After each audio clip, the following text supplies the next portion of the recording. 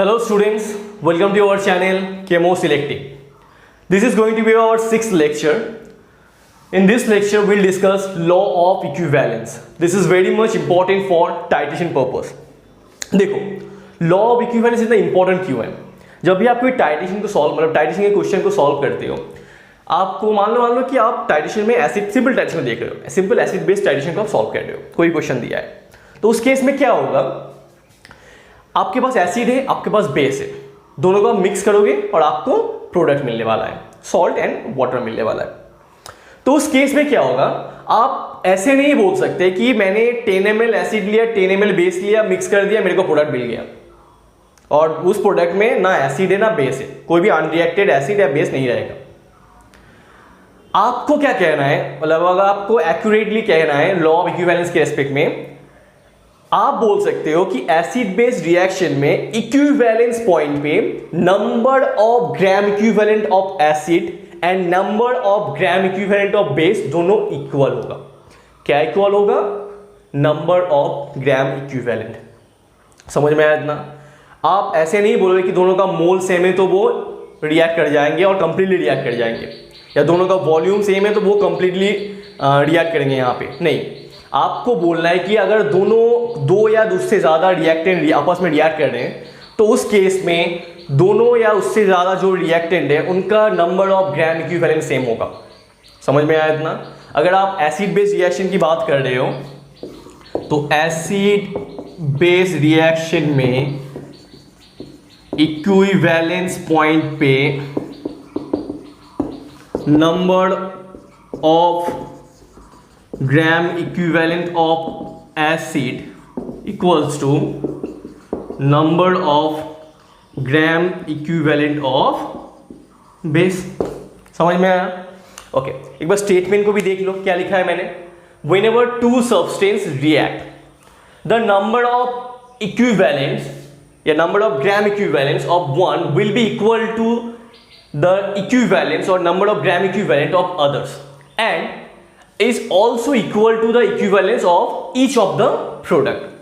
ठीक है, उनका मोलर रेशियो कुछ भी हो बट उनका number of gram equivalent same होना चाहिए। समझ में आया इतना? ओके, अगर मान लो आप कोई रेडॉक्स रिएक्शन को स्टडी कर रहे हो, ठीक है, तो रेडॉक्स रिएक्शन के केस में क्या होगा, जब इक्विवेलेंस पॉइंट आएगा ना, यहां पे भी जब इक्विवेलेंस पॉइंट आएगा तो उस केस में भी क्या होगा, number of gram equivalent of reductant equals to number of gram equivalent of oxidant. ठीक है, सीधी सी बात है, दोनों का नंबर ऑफ ग्राम इक्विवेलेंट उस इक्विवेलेंस पॉइंट पे इक्वल होने वाला है। ठीक है, और नंबर ऑफ ग्राम इक्विवेलेंट का फॉर्मूला क्या है, मैंने लास्ट लेक्चर में आपको डिटेल से बताया था।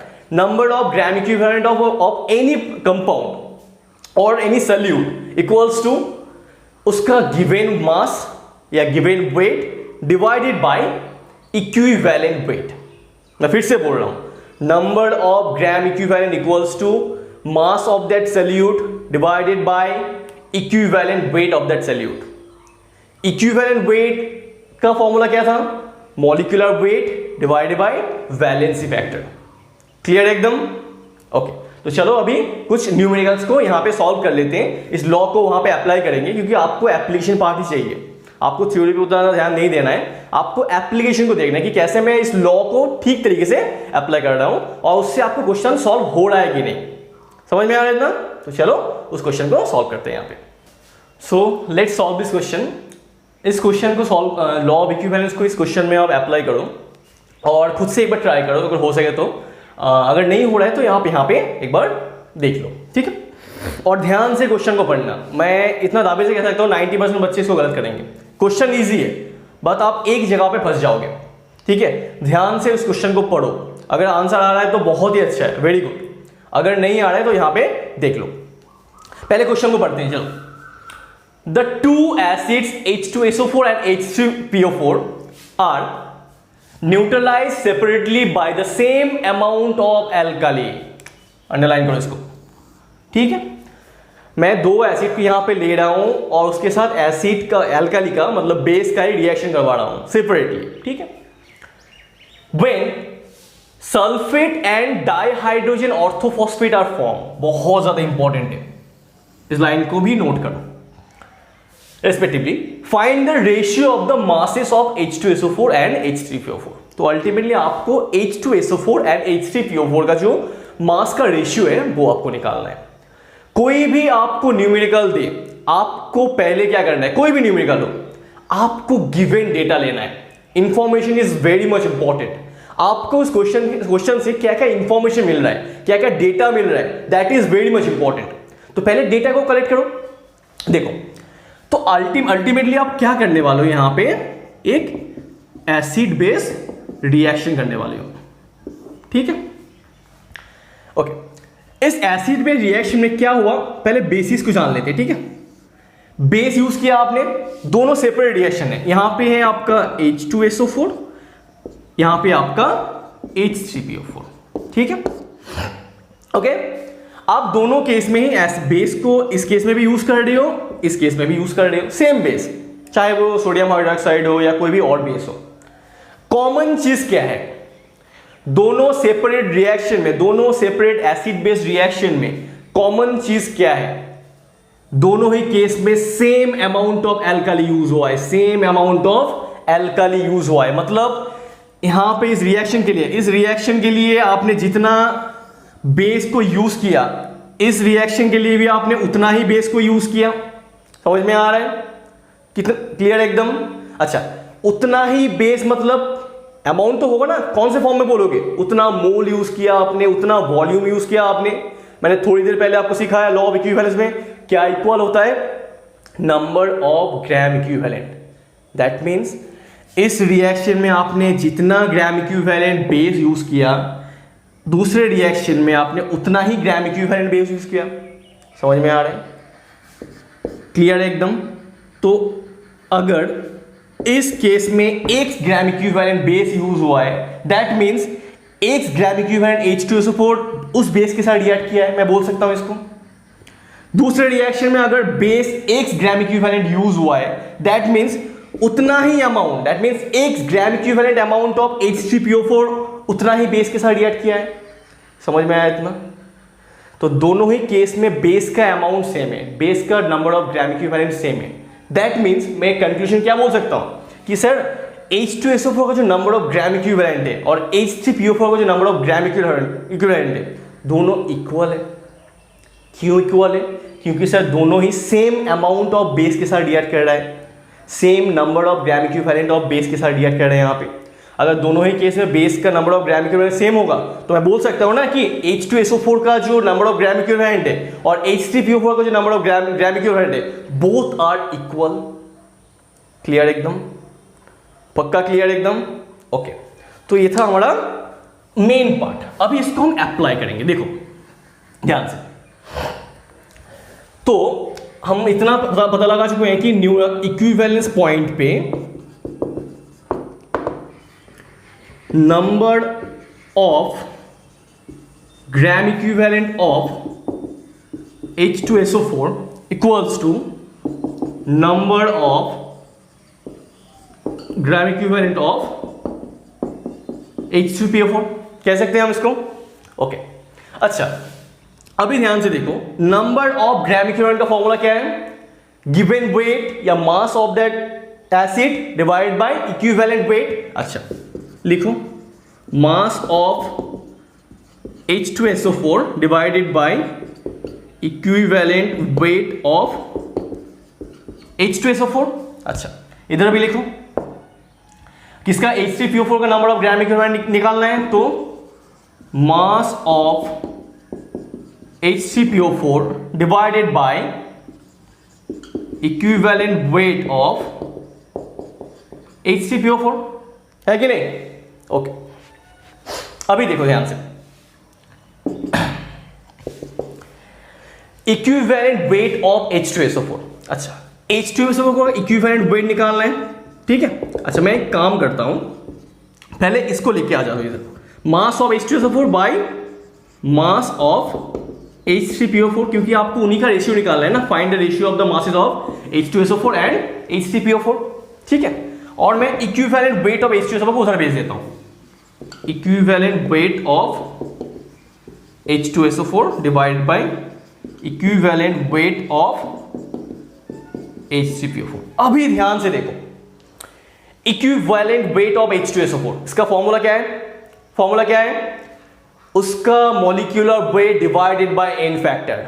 H2SO4 को अगर आप तोड़ोगे यहां पे या इसको डिसोसिएट करोगे तो आपको क्या मिलेगा? ध्यान से देखो, आपको यहां पे अपने हिसाब से प्रोडक्ट नहीं लिखना है। क्वेश्चन में प्रोडक्ट दिया हुआ है कि अगर न्यूट्रलाइजेशन के बाद आपको क्या प्रोडक्ट मिल रहा है, वो ऑलरेडी यहां पे गिवन है। यहां पे देखो, एक तो सल्फेट मिल रहा है आपको, जब आप H2SO4 के साथ न्यूट्रलाइज कर रहे हो इस बेस को, आपको सल्फेट मिल रहा है, और आपको क्या मिल रहा है? डाइहाइड्रोजन ऑर्थोफॉस्फेट मिल रहा है।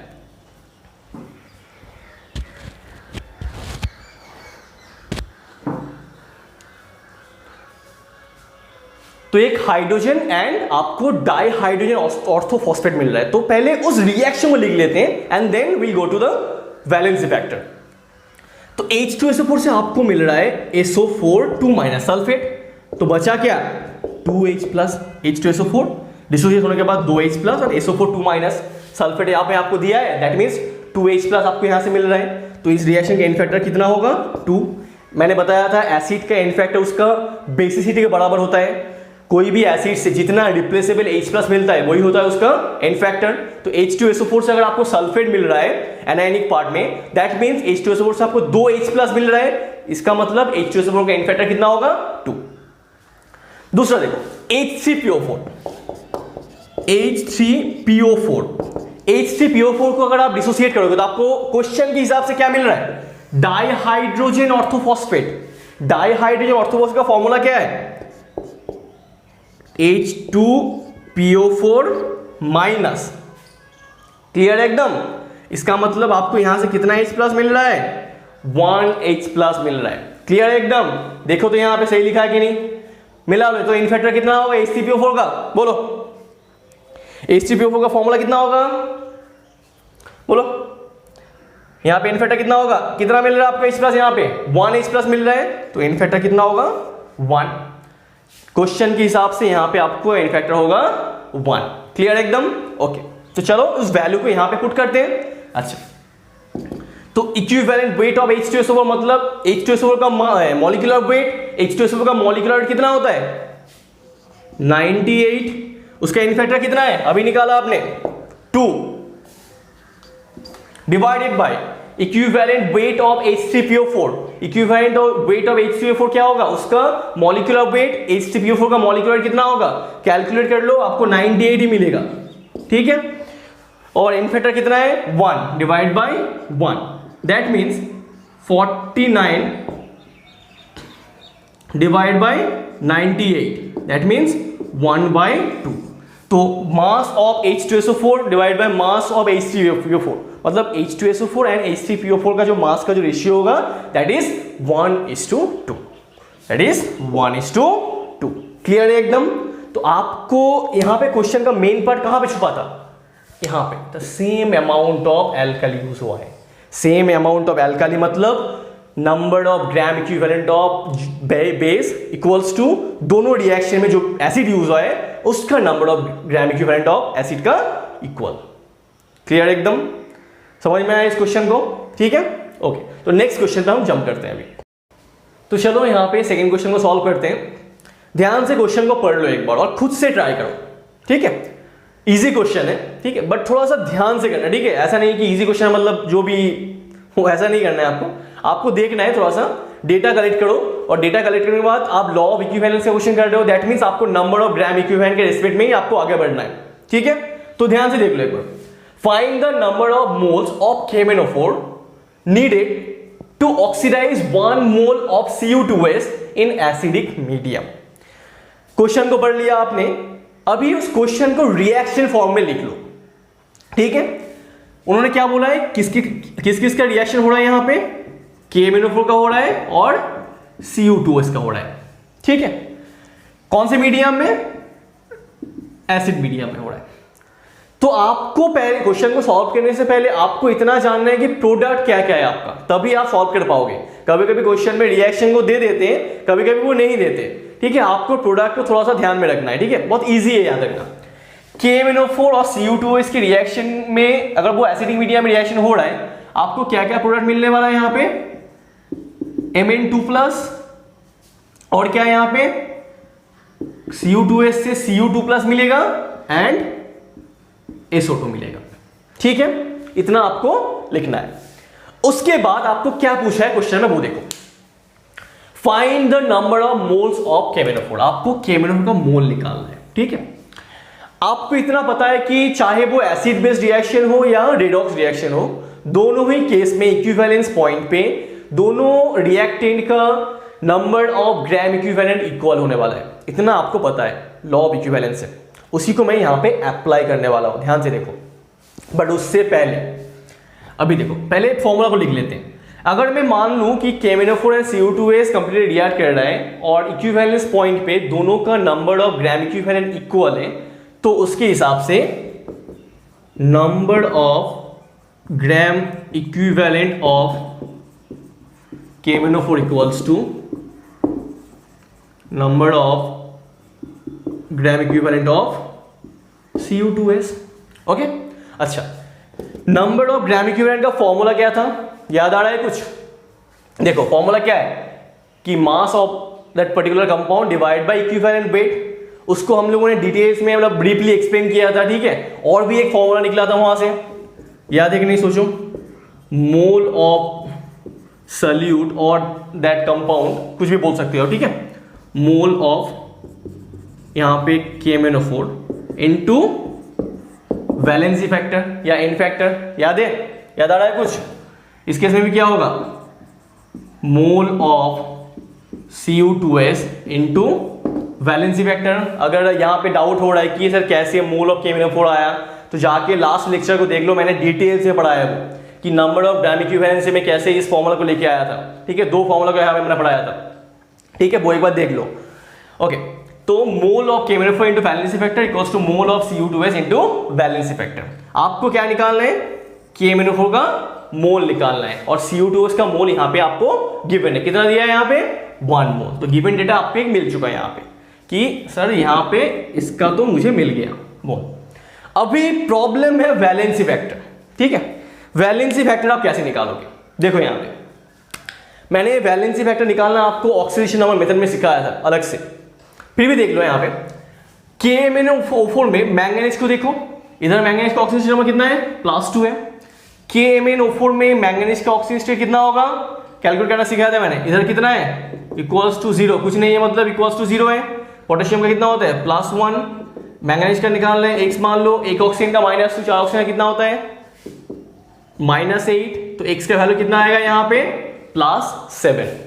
दैट मीन्स मैंगनीज +7 से कहां पे जा रहा है, वो +2 पे जा रहा है, ठीक है। तो ऑक्सीडेशन नंबर मैंगनीज का कितना चेंज हो रहा है, +7 से +2, दैट मीन्स 5 का चेंज हो रहा है इन ऑक्सीडेशन नंबर। तो change in oxygen state 5। Left side में मैंगनीज से कितना एटम है यहाँ पे, 1 है, तो 1 × 5, तो इन फैक्टर कितना हो आपका 5। इसका मतलब KMnO4 के केस में, मतलब KMnO4 के केस में आपका जो इन फैक्टर है दैट इज 5, ठीक है। तो वैल्यू यहां पे बिठा दो, तो मोल ऑफ KMnO4 इंटू 5 निकाल चुके हैं हम यहाँ पे, equals to mole of Cu2S कितना है 1, वो भी हम निकाल चुके हैं। Cu2S के केस में वैलेंसी फैक्टर कितना होगा, ध्यान से देखो, यहाँ पे लोग बहुत से लोग गड़बड़ कर देंगे। Cu2S में देखो कॉपर +2 में भी गया है यहाँ पे, और सल्फर कहाँ पे गया है, SO2 में, SO2 फॉर्म किया है यहाँ पे। अच्छा, Cu2S में, अच्छा पहले राइट साइड को सॉल्व कर लेते हैं। यहाँ पे तो दिया है ये कॉपर का +2 फॉर्म में है वो। अच्छा, SO2 में सल्फर का कितना है ऑक्सीजन स्टेट, +4, ठीक है। Cu2S में सल्फर का ऑक्सीजन स्टेट कितना होगा, -2, और Cu2S में कॉपर का ऑक्सीजन स्टेट कितना होगा, +1, ठीक है। तो Cu2S में कॉपर +1 से कहां पे जा रहा है, +2 पे जा रहा है, ठीक है। चेंज कितना ऑक्सीडेशन नंबर का, चेंज कितना ऑक्सीडेशन नंबर का, 2 से 1 जा रहा है, मतलब 1 से 2 जा रहा है, तो 1 का चेंज हुआ, ओके। राइट लेफ्ट साइड में कॉपर कितना है, 2 है, तो इसका इन फैक्टर 2 हुआ। अच्छा, सल्फर -2 से कहां पे जा रहे हैं, +4 पे जा रहे हैं। -2 से +4 मतलब चेंज कितना हुआ, 6 का चेंज हुआ। चेंज इन ऑक्सीजन स्टेट 6 है यहाँ पे। सल्फर कितना है लेफ्ट साइड में, 1, दैट मींस 1 × 6, टोटल 6। तो Cu2s में सल्फर के केस में इन फैक्टर हुआ 6, कॉपर के केस में हुआ 2। तो ऑल टुगेदर आप क्या बोल सकते हो, Cu2s के लिए मतलब Cu2s का जो रिएक्शन है उसके लिए इन फैक्टर कितना होगा, 2 + 6, दैट मींस टोटल 8। क्लियर है एकदम। KMnO4 के लिए इन फैक्टर हुआ 5 और Cu2s के लिए इन फैक्टर हुआ, दोनों का समेशन कर दोगे आप, कितना आएगा, 8 आएगा। ठीक है, तो वैलेंसी फैक्टर हुआ आपका 8। ओके, तो mole of KMnO4 equals to 8/5। आ गया आपको आंसर, क्लियर है एकदम, इजी था। ठीक है, आपको यहाँ पे क्वेश्चन मेनली क्या था, आपको लॉ ऑफ इक्विवेलेंस को अप्लाई करना था एंड वैलेंसी फैक्टर को यहाँ पे ठीक तरीके से देखना था। क्लियर है एकदम। तो चलो थर्ड क्वेश्चन को सॉल्व करते हैं। तो चलो फटाफट इस क्वेश्चन को सॉल्व करते हैं। आई थिंक आप कर पाओगे, 2 क्वेश्चन तो ऑलरेडी कर लिया है ना हम लोगों ने, सेकंड क्वेश्चन की तरह है यहाँ पे। चलो फटाफट सॉल्व करो इसको, अगर नहीं हो रहा है तो यहाँ पे देख लो एक बार। ठीक है, अच्छा, the number of moles of oxalate ion oxidised by 1 mole of MnO4- ion in acidic medium. पहले आपको क्या करना है, रिएक्शन को लिखना है।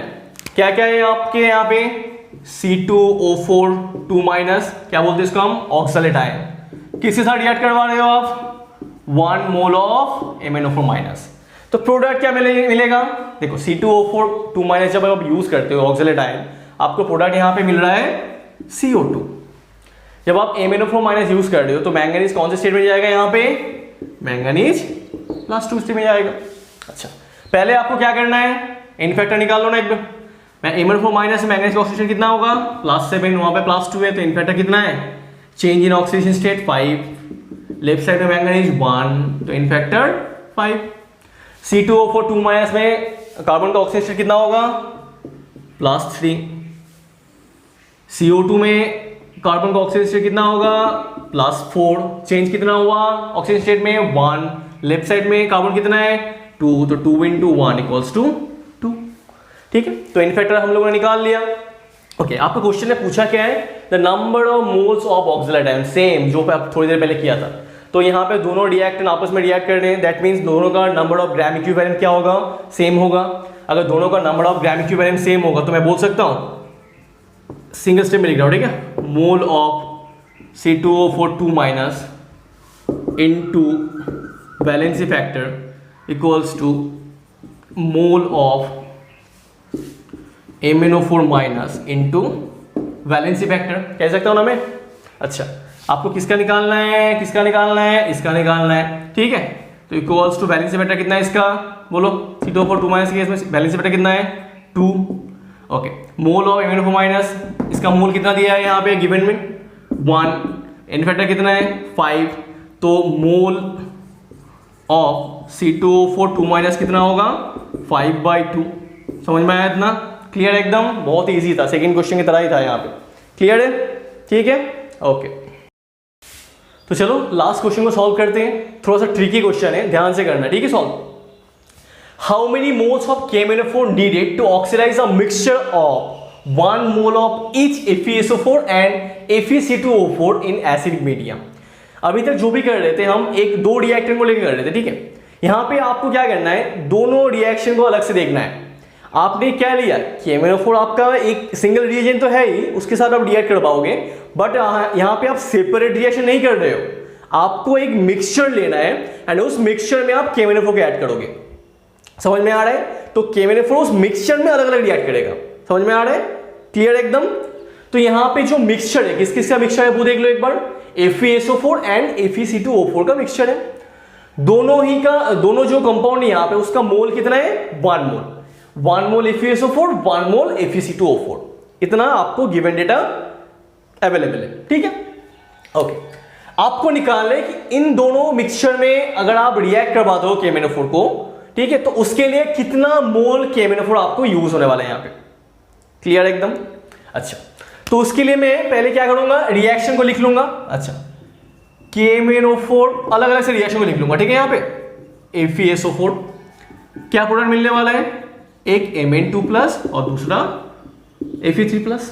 अच्छा, और एक रिएक्शन भी तो है ना, उस रिएक्शन मिक्सचर में हो रहा है, किसके साथ, FeC2O4 के साथ रिएक्शन हो रहा है। क्या मिलेगा आपको, एक तो आपको Mn2 प्लस मिलेगा, दूसरा आपको क्या मिलेगा, C2O4 है तो CO2 मिलेगा, और क्या मिलेगा, आयरन है यहाँ पे तो आयरन 3 प्लस। क्लियर है एकदम। उसके बाद हम क्या करेंगे, एन फैक्टर को निकाल लेंगे, ठीक है। दोनों ही केस में हम एन फैक्टर को निकाल लेंगे। देखो पहले मैंगनीज का निकाल लेते हैं। KMnO4 में मैंगनीज का ऑक्सीजन कितना है, +7, यहाँ पे भी +7। तो आप ध्यान से देखोगे तो दोनों ही केस में मैंगनीज +7 से कहाँ पे जा रहे हैं, +2 पे जा रहा है कि नहीं जा रहा है। तो एन फैक्टर कितना होगा, पहले भी करवा चुका हूं मैं, +7 से +2, 5 का चेंज हो रहा है। लेफ्ट साइड में मैंगनीज का कितना एटम है, 1 एटम है, तो एन फैक्टर कितना होगा, 1 × 5, दैट मींस 5। तो यहाँ पे भी एन फैक्टर कितना है, 5, यहाँ पे भी एन फैक्टर 5 ही है, ठीक है। ओके, तो आप एक ही वैल्यू को लोगे। अभी देखो यहाँ पे फर्स्ट रिएक्शन को देखो, this is reaction 1, this is reaction 2। FeSO4 में आयरन कौन से स्टेट में, +2 पे। क्यों, क्योंकि SO4 2- होता है आपका, सल्फेट आयन है।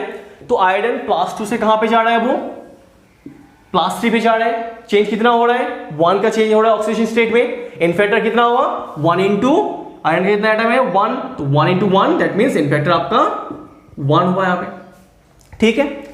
FeC2O4 में आयरन +2 से कहां पे जा रहा है, +3 पे जा रहा है। Change in oxygen state 1, number of iron atom in the left side 1, तो इन फैक्टर 1।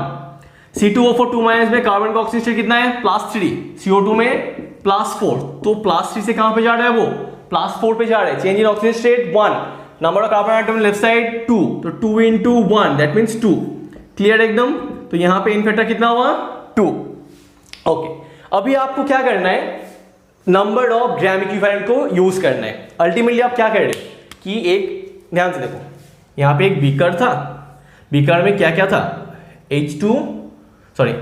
बीकर में था आपका FeSO4 एंड FeC2O4, ठीक था ना। अभी आप उसमें क्या ऐड कर रहे हो, बाहर से KMnO4 ऐड कर रहे हो और रिएक्शन करवा रहे हो, कंप्लीट रिएक्शन करवाओगे आप।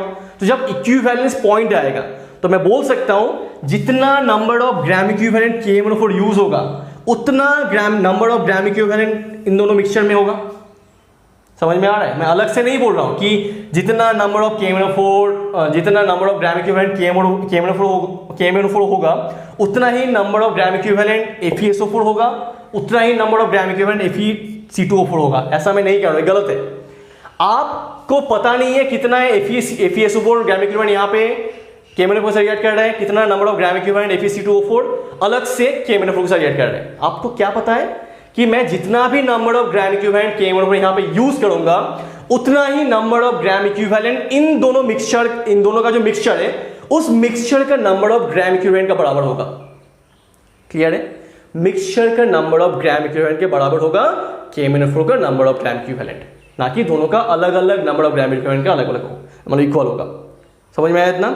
अच्छा, तो मैं लिख सकता हूं कि number of gram equivalent of KMnO4 equals to number of gram equivalent of FeSO4 plus number of gram equivalent of FeC2O4। कह सकता हूं मैं इसको। अच्छा, फॉर्मूला क्या है इसका, मोल ऑफ KMnO4, क्योंकि आपको मोल ही निकालना है ना, इनटू वैलेंसी फैक्टर या इन फैक्टर, कुछ भी बोलो आप।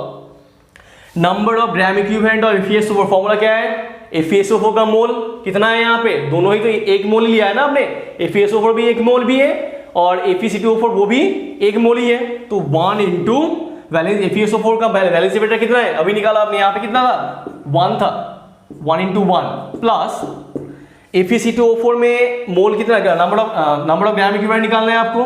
FeC2O4 का मोल कितना है, यहाँ पे गिवन है 1। ओके, तो 1 × तो FeC2O4 में इन फैक्टर कितना था, अभी निकाला आपने, यहाँ पे कितना था, एक तो 1 था, एक 2 था, टोटल मिला के कितना हुआ, 3। क्लियर एकदम। तो 1 + 3, इसका मोल वैलेंसी फैक्टर कितना था, 5। 5 को उधर लेके जाओ कितना होगा, तो mole of KMnO4 equals to 4/5।